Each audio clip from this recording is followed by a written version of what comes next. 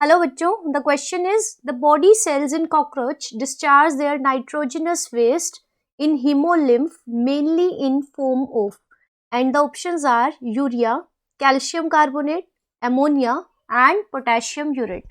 So let's see कि होता क्या है कि cockroaches are the terrestrial organisms, they live on land and for living on land one condition is कि उनके पास कुछ ऐसी adaptation होनी चाहिए कि वो वाटर को कंजर्व कर सके and for this cockroach excrete the nitrogenous waste in form of uric acid and such organisms जो nitrogenous waste को uric acid की फॉर्म में डिस्चार्ज करते हैं they are called the uricotelic organism. So cockroach is an example of uricotelic organism.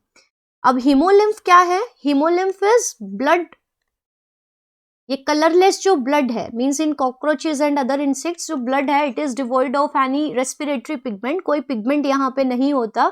So due to the absence of pigment blood colourless होता है and such a colourless blood is called the haemolymph. तो body की cells क्या करती है, वो waste को discharge कर देती है, नाइट्रोजन कंटेनिंग वेस्ट को डिस्चार्ज कर देती है इन द ब्लड और haemolymph which is present in the cavity, body cavity. किस फॉर्म में करेंगे? In the form of salts and ions of uric acid. So salts of uric acid, तो salts of uric acid and ions of uric acids जिनको urates बोलेंगे. So these urates along with calcium sodium, इनके साथ urate combine और uric acid combine होगा. Uric acid और urate, actually uric acid की ionic form को हम यूरेट बोल देते हैं. तो यूरेट होगा and along with other ions it will form the salts.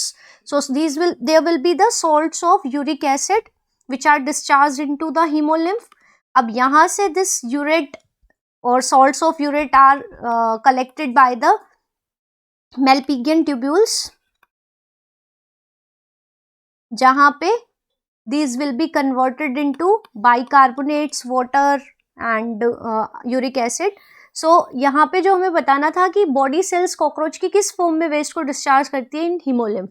तो the right answer in form of salts and ions of uric acid which are like the sodium urate, potassium urate. So the right answer is option D.